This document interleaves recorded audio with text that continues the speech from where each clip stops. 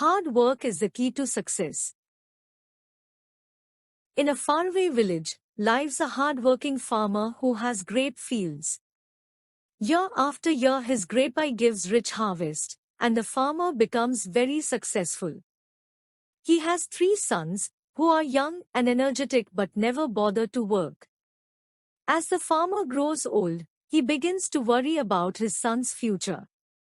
Then he falls very ill and realizes his death is fast approaching.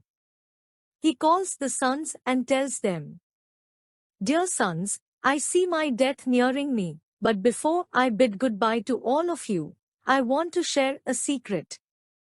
There is a treasure hidden under the fields. Dig the entire field after my death to find it." The old farmer dies, and his sons perform the last rites. The sons begin to dig for the treasure without leaving any part of the field but find nothing. However, their digging of the field leads to a healthy crop and results in huge earnings.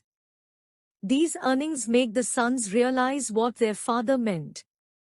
Moral: hard work always pays off. Fruits of hard work are always sweet whether or not they are in the form you desire.